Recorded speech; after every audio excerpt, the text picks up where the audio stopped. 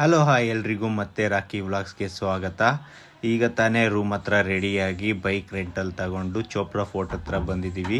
ಇಲ್ಲಂತೂ ತುಂಬ ಬಿಸಿಲು, ಅದಕ್ಕೆ ನನ್ನ ವೈಫ್ಗೆ ಟೋಪಿ ಕೊಡಿಸ್ಬಿಟ್ಟಿದ್ದೀನಿ ಬಿಸಿಲು ಗೊತ್ತಾಗಬಾರ್ದು ಅಂತ. ಬೈಕ್ ಪಾರ್ಕಿಂಗಿಂದ 1 ಕಿಲೋಮೀಟ್ರ್ ಐತೆ ಮೇಲ್ಗಡೆ ಫೋರ್ಟ್ಗೆ ಹೋಗೋಕ್ಕೆ. ಅಲ್ಲಿ ಕಾಣಿಸ್ತಿದೆಯಲ್ಲ ಅದೇ ಥರ ಸ್ಟೋನ್ಸಿಂದ ಫುಲ್ಲು ಫೋರ್ಟ್ ಪೂರ್ತಿ ಹಂಗೆ ಕಟ್ಟಿರೋದು. ನಾವಂತೂ ಡ್ರೈನ್ ಔಟ್ ಆಗೋಯ್ತಾ ಇದ್ದೀವಿ, ಆ ಬಿಸಿಲಿಗೆ ತಡಿಲಾರ್ದೆ ಫುಲ್ ಎಲ್ಲ ರೆಡಿಯಾಗಿ ಬಂದಿದ್ದೀವಿ ನೀಟಾಗೆ. ಇಲ್ಲೆಲ್ಲ ಫುಲ್ಲು ಸ್ವೆಟ್ಟಿಂಗ್ ಆಗ್ಬಿಟ್ಟು ಫ್ರೆಶ್ನೆಸ್ ಎಲ್ಲ ಹೋಯ್ತು. ಇಲ್ಲೆಲ್ಲ ನಿಂಬು ಪಾನಿ ಎಲ್ಲ ಮಾರ್ತಾವ್ರೆ, ಬರ್ತಾ ಕುಡಿಬೇಕು. ಇನ್ನೂ ಮೆಟ್ಲತ್ತದೇ ಸ್ಟಾರ್ಟ್ ಆಗಿಲ್ಲ, ಅಲ್ಲಿ ನೋಡಿ ಅಲ್ಲಿಂದ ಹತ್ತಬೇಕು. ಇನ್ನೂ ಅದು ಹತ್ಬೇಕಾ ಮೆಟ್ಲು? ಜಿಗ್ಜ್ಯಾಗ್ ಆ ಸ್ಟೆಪ್ಸೇ ಒಂದು 300 to 400 ಸ್ಟೆಪ್ಸ್ ಇದೆ. ಇಷ್ಟು ಕಷ್ಟಪಟ್ಟು ಹತ್ಕೊಂಡು ಹೋಗ್ತಾ ಇದ್ದೀವಿ. ಮೇಲ್ಗಡೆ ಏನು ವ್ಯೂ ಕಾಣಿಸುತ್ತೋ ನಮಗೂ ಇನ್ನೂ ಗೊತ್ತಿಲ್ಲ, ನೋಡೋಣ. ಮೇಲ್ಗಡೆ ಹೋಗಿದ ತಕ್ಷಣ ನಿಮಗೆ ಶೋ ಮಾಡ್ತೀನಿ ಹೇಗಿದೆ ಲೊಕೇಶನ್ ವ್ಯೂ ಪಾಯಿಂಟ್ ಅಂತ.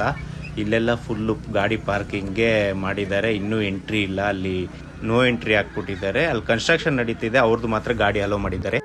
ಇದೇ ನೋಡಿ ಚೋಪ್ರಾ ಫೋರ್ಟ್ ಎಂಟ್ರಿ ಗೇಟ್.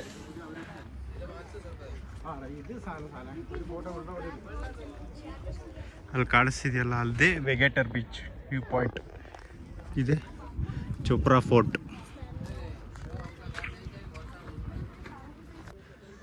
ಅಷ್ಟು ಮೆಟ್ಲು ಹತ್ಕೊಬಂದು ಇಲ್ಲಿ ಚೋಪ್ರಾ ಫೋರ್ಟ್ ಎಂಟ್ರಿ ಗೇಟ್ ಒಳಗಡೆ ಸ್ವಲ್ಪ ನೆರಳಿದೆ, ಒಳಗಡೆಗೆ ಹೋಗೋಣ ಬನ್ನಿ. ಈ ಫೋರ್ಟ್ ಬೆಟ್ಟದ ಮೇಲ್ಗಡೆ ಇರೋದು, ಹತ್ಕೊಂಡು ಬಂದಿದ್ದೀವಿ. ಇಲ್ಲಿಂದ ಕೆಳಗಡೆ ಬೀಚಲ್ಲಿ ಏನೇನು ಆ್ಯಕ್ಟಿವಿಟೀಸ್ ನಡೀತಿದೆ ಎಲ್ಲ ನೋಡ್ಬೋದು. ಜಸ್ಟ್ ವ್ಯೂ ಅಷ್ಟೇ. ಇದು ಫೋರ್ಟು ಚೆನ್ನಾಗಿದೆ. ಡಿಸ್ಟ್ರಾಯ್ ಆಗದಿರೋಂಗೆ ಪ್ಲಾಸ್ಟಿಕ್ ಮಾಡಿ ಮತ್ತೆ ನೀಟಾಗಿ ಕನ್ಸ್ಟ್ರಕ್ಟ್ ಮಾಡ್ತಾರಲ್ವಾ. ಹಿಸ್ಟಾರಿಕ್ ಪ್ಲೇಸ್ ಅಲ್ವಾ. ಏನಿದು ಆಕಾಶ ಭೂಮಿ ಒಂದಾಗ್ಬಿಟ್ಟೈತಿ.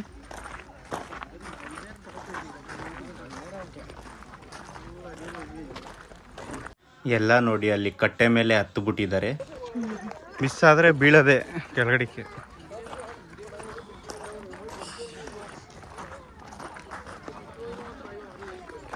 ಚೋಪ್ರಾ ಫೋರ್ಟ್ ವ್ಯೂ ಪಾಯಿಂಟ್ ಹಿಂಗಿದೆ. ಅಲ್ಲಿ ಕಾಣಿಸಿರೋದು ವೆಗೇಟರ್ ಬೀಚು. ಇಲ್ಲೆಲ್ಲ ನೋಡೋ ಬರೇ ತೆಂಗಿನ ಮರಗಳು. ನೋಡಲ್ಲೆಲ್ಲ ಗೆಸ್ಟ್ ಹೌಸ್ಗಳು, ರೆಸಾರ್ಟು. ಇಷ್ಟು ಜನ ಅವ್ರು ನೋಡಲ್ಲಿ. ಇರೋ ಲೆಕ್ಕದಲ್ಲಿ ಕ್ರೌಡ್ ಕಮ್ಮಿನೇ ವೆಗೇಟರ್ ಬೀಚಲ್ಲಿ.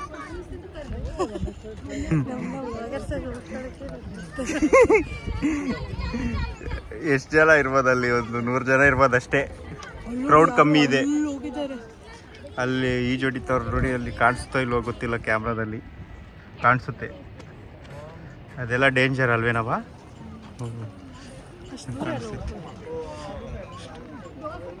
ಈಗ ತಾನೇ ಚೋಪ್ರಾ ಫೋರ್ಟ್ ಇಳಿದು ಅಲ್ಲಿಂದ ವೆಗೇಟರ್ ಬೀಚ್ 1 ಕಿಲೋಮೀಟರ್ ಇದೆ. ಅಲ್ಲಿಂದ ಬೈಕಲ್ಲಿ ಬಂದು ಇಲ್ಲಿ ನೋಡಿ ಆಫ್ರಿಕನ್ಸು ಎಲ್ಲ ಹಾಕ್ಸ್ತಾರಲ್ಲ, ಅದೇ ಥರ ಇಲ್ಲಿ ಗೋವಾಗೆ ಬಂದಿರೋ ಗರ್ಲ್ಸ್ ಎಲ್ಲ ಇದೇ ಥರ ಹಾಕ್ಸ್ತಾರೆ. ಅದಕ್ಕೆ ನಾನು ನನ್ನ ವೈಫ್ಗೆ ಇದನ್ನು ಹಾಕ್ಸ್ತಾ ಇದ್ದೀನಿ. ಎಷ್ಟು ನೀಟಾಗಿ ಎಣಿತಾ ಇದ್ದಾರೆ ನೋಡಿ. ಇವರು ಕನ್ನಡ ಆಂಟಿನೇ, ವೆಗೇಟರ್ ಬೀಚು ಎಂಟ್ರಿಯಲ್ಲೇ ಇವರು ಇದ್ದಾರೆ. ಅಲ್ಲಿ ಏನಾದರೂ ಬೇಕಂದರೆ ಪರ್ಚೇಸ್ ಮಾಡ್ಬೋದು. ಕನ್ನಡದವ್ರು ಅಂತ ಗೊತ್ತಾದರೆ ಅವರೇ ಕಮ್ಮಿಗೆ ಮಾಡಿಕೊಡ್ತಾರೆ. ಈ ಥರ ಹಾಕ್ಸೋದಕ್ಕೆ ಜಸ್ಟ್ 50 ರೂಪೀಸು. ಎಷ್ಟು ಫಾಸ್ಟಾಗಿ ಎಣಿತಾ ಇದ್ದಾರೆ ನೋಡಿ. ನನ್ನ ವೈಫ್ಗೆ ಹಾಕ್ಸ್ದೆ, ಮತ್ತು ವರ್ಷಿಣಿ ಅವರು ಹಾಕ್ಸ್ಕೊಂಡ್ರು. ಇದು ಫಿನಿಶ್ ಆದಮೇಲೆ ಸೂಪರಾಗಿ ಕಾಣಿಸುತ್ತೆ ಫೋಟೋಸ್ಗೆ, ವೀಡಿಯೋಸ್ಗೆ. ಇವ್ರ ಹತ್ರ ಎಲ್ಲ ತರಹದ shell items, chains, rings, show items ಮತ್ತು ಹ್ಯಾಂಡ್ ಬ್ಯಾಗ್ಸ್ ಎಲ್ಲ ಸಿಗುತ್ತೆ. ಎಲ್ಲ ಹ್ಯಾಂಡ್ ಕ್ರಾಫ್ಟಾಗೇ ಇರುತ್ತೆ. ಆ ಥ್ರೆಡ್ ಕಲರ್ಸ್ ಬೇಕಾದರೆ ನಾವು ಸೆಲೆಕ್ಟ್ ಮಾಡ್ಬೋದು. ಅವರು ಯಾವ್ಯಾವುದು ನಾವು ಸೆಲೆಕ್ಟ್ ಮಾಡ್ತೀವೋ ಆ ಥ್ರೆಡ್ಸ್ ಎಲ್ಲ ತಗೊಂಡು ಹೇರ್ಸ್ಗೆ ಅಟ್ಯಾಚ್ ಮಾಡಿ ಅವರು ಈ ಥರ ಪೋಣಿಸ್ತಾ ಇರ್ತಾರೆ. ರಾತ್ರಿ ಬಾಗಾ ಬೀಚ್ ಹತ್ರನೇ ಹುಡುಕ್ತೋ ಈ ಥರ ಎಲ್ಲಾದರೂ ಮಾಡಿಸೋಣ ಅಂತ, ಬಟ್ ನಮಗೆ ಎಲ್ಲೂ ಸಿಗಲಿಲ್ಲ. ಇವ್ರ ಹತ್ರನೂ ನಮಗೆ ಗೊತ್ತಾಗಲಿಲ್ಲ, ಬಟ್ ಅವರೇ ಈ ಥರ ಏನಾದರೂ ಏರ್ಗೆ ಅಟ್ಯಾಚ್ ಮಾಡಿಸ್ತೀರ ಅಂತ ಕೇಳಿದ್ರು. ಸರಿ ಅಂದ್ಬಿಟ್ಟು ನಾವು ಹೆಂಗಿದ್ರು ಹುಡುಕ್ತಾ ಇದ್ವಲ್ಲ, ಇಲ್ಲೇ ಮಾಡಿಸ್ಬಿಡೋಣ ಅಂತ ಮಾಡಿಸ್ತಾ ಇದ್ದೀವಿ. ಇದು ನಾವೇ ರಿಮೂವ್ ಮಾಡೋವರೆಗೂ ಅದು ಹಂಗೆ ಏರ್ಸಲ್ಲೇ ಇರುತ್ತೆ. ಇವಾಗ ಬೀಚ್ ಹತ್ರ ವೆಗೇಟರ್ ಬೀಚ್ ಹತ್ರ ಫೋಟೋಸು ವೀಡಿಯೋಸ್ಗಂತಲೇ ನಾವೇನು ಆಟಾಡಲ್ಲ ಇವತ್ತು ಬೀಚ್ ಹತ್ರ. ಅದಕ್ಕೆ ಫೋಟೋಸ್ ವೀಡಿಯೋಸ್ಗಂತಲೇ ನಾವು ಈ ಥರ ರೆಡಿ ಆಗ್ಬಿಟ್ಟು ಬಂದಿರೋದು. ನಾವು ಕ್ಯಾಂಡೋಲಿಮ್ ಬೀಚ್ಗೆ ಹೋಗಿ ಫೋಟೋ ಶೂಟ್ ಮಾಡೋಣ ಅಂತ ಅಂದ್ಕೊಂಡು, ಬಟ್ ನಮಗೆ ವೆಗೇಟರ್ ಬೀಚ್ ಚೆನ್ನಾಗಿದೆ ಅನ್ನಿಸ್ತು, ಹೆಂಗಿದ್ರು ರೆಡಿ ಆಗಿದ್ದು. ಅದಕ್ಕೆ ನಾವು ಇಲ್ಲೇ ಫೋಟೋ ತೆಗೆಸ್ಕೊಳ್ಳೋಣ ಅಂದ್ಬಿಟ್ಟು. ಈ ಬೀಚ್ ಸೈಡ್ ಅಂತೂ ತುಂಬಾ ಬಿಸಿಲು. ಅದೇನು ಬಿಸಿಲು ಅಂದರೆ ನಮಗೆ ಹೇಳೋಕ್ಕಾಯ್ತಾ ಇಲ್ಲ, ಬಿಡೋಕ್ಕಾಯ್ತಾ ಇಲ್ಲ. 250 मिळतात तुका 180 देतात. चल 180 क्रोशा बेस्ट किती म्हणून नाही रे बा, ते क्रोशा हा ಯಾಕೆ ಬಿಸಿಲು ಇವಾಗ ಜಾಸ್ತಿನಾ ಮುಂಚೆ? ಇನ್ನೇನು ಮುಗೀತು, ಇದು ಪೋಣಿಸಿದ್ದು. ಈಗ ನೋಡೋಣ ಫಿನಿಶ್ ಆದಮೇಲೆ ಹೇಗೆ ಕಾಣಿಸುತ್ತೆ ಅಂತ. ಅಲ್ಲೆಲ್ಲ ನೀಟಾಗಿ ಜೋಡಿಸಿರ್ತಾರೆ ಐಟಮ್ಸು, ಬಟ್ ಇವರೆಲ್ಲ ಹಿಂದಿಯವ್ರು ತಗೊಳ್ಳಲ್ಲ, ಏನಿಲ್ಲ, ಸುಮ್ಮನೆ ಎಳ್ದು ಬಿಸಾಕ್ತವ್ರೆ. ಅವ್ರು ಈ ಸೈಡು ಎಣಿಯೋದ ಇಲ್ಲ ಅವ್ರು ನೋಡ್ಕೊಳ್ಳೋದ ಗೊತ್ತೇ ಆಗ್ತಾ ಇಲ್ಲ ಅವ್ರಿಗಂತೂ. ಇಯರಿಂಗ್ಸ್ ನೋಡವ,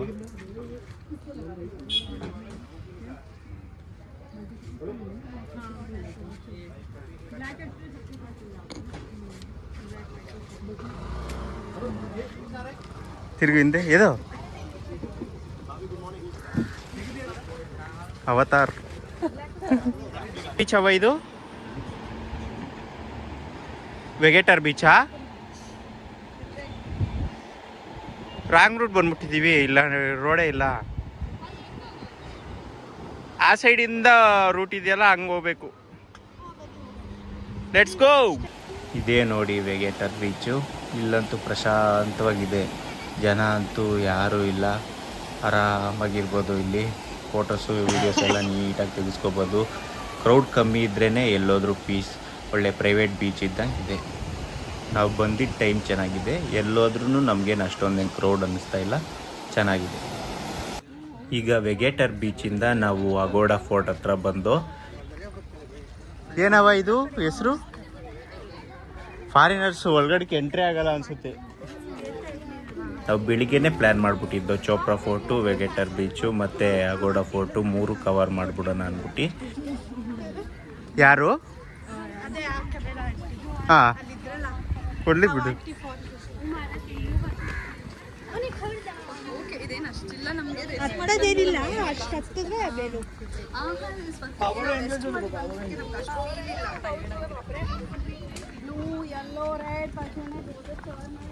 ಏನು ಫೋಟೋವಾ ಇದು?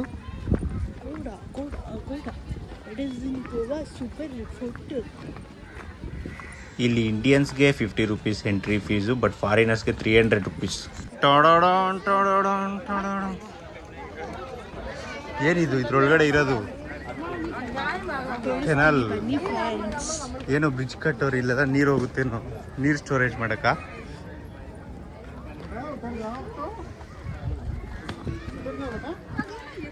ನೋಡಿ ಇಲ್ಲಿ ನೋಡಿ, ಇಲ್ಲಿ ಬಾಹುಬಲಿಯಲ್ಲಿ ಅವ್ರು ನಿಂಗೆ ದುಮ್ಕಿಂಗ್ ಎತ್ತಲ್ವಾ, ಅದೇ ಇದೇ ಸೀನ್ ಇಲ್ಲೇ ಮಾಡಿರೋ ಶೂಟಿಂಗ್.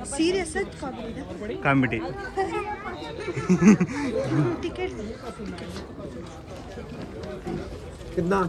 ಚಾರ್. ಇದು ಫೋರ್ಟ್ ಬಂದು ಒಂಥರ ಜೈಲ್ ಇದ್ದಂಗೆ.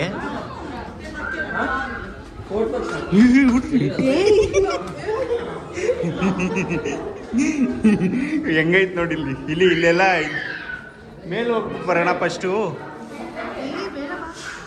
ಬ್ರಿಡ್ಜ್ ಮೇಲೆ ಹೋಗೋಣ ಬಾ, ಹಿಂಗೆ ಹೋಗೋಣ. ಹೋಗ್ಲಿ, ಎಲ್ಲ ಹಿಂಗೆ ಹೋಯ್ತವ್ರೆ.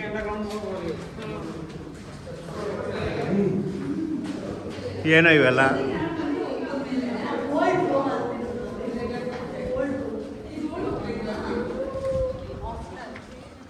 ಇಲ್ಲೆಲ್ಲ ಫೋಟೋಗಳು ತಕ್ಕೊಂಡ್ರೆ ಹೆಂಗ್ ಬರುತ್ತೆ ಗೊತ್ತಾ? ಪಕ್ಕಾ $1 million ಪಿಕ್.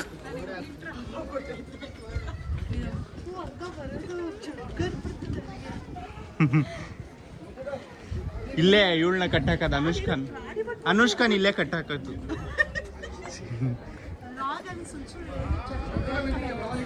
ಬೇಕಾದ್ರೆ ಗೆಸ್ ಮಾಡು, ಬಾಹುಬಲಿಯಲ್ಲಿ ಆ ಎಲ್ಲ ಇದೇ ತರ, ಇದನ್ನ ನೋಡಿ ಅವ್ನು ಕಾಪಿ ಹೊಡೆದಿರ್ತಾನೆ.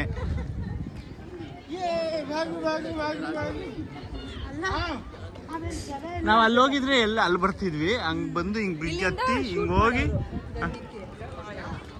ಇದು ವಾಚ್ ಹೌಸು, ವಾಚ್ಮ್ಯಾನ್. ಇದಿಷ್ಟು ಗೋವಾ ಸೀರೀಸ್ ಪಾರ್ಟ್ 3 ವಿಡಿಯೋ. ಇಲ್ಲಿಗೆ ನಾವು ಈ ವಿಡಿಯೋ ಮುಗಿಸ್ತೀವಿ. ನೆಕ್ಸ್ಟು ನೈಟು ಕ್ರೂಸ್ಗೆ ಹೋಗ್ತೀವಿ, ಅದು ಪಾರ್ಟ್ 4 ವಿಡಿಯೋ ಮಾಡ್ತೀವಿ. ದಯವಿಟ್ಟು ರಾಕಿ ಬ್ಲಾಗ್ಸ್ 19 ಚಾನಲ್ನ ಲೈಕ್ ಮಾಡಿ, ಶೇರ್ ಮಾಡಿ, ಸಬ್ಸ್ಕ್ರೈಬ್ ಮಾಡ್ಕೊಳ್ಳಿ, ಬೆಲ್ ಐಕಾನ್ನ ಕ್ಲಿಕ್ ಮಾಡಿ ಸಾಕಷ್ಟು ವಿಡಿಯೋ ಅಪ್ಡೇಟ್ಗಳಿಗಾಗಿ. Next part 4 video cruise video ಜೊತೆ ಸಿಗ್ತೀವಿ. ಧನ್ಯವಾದಗಳು.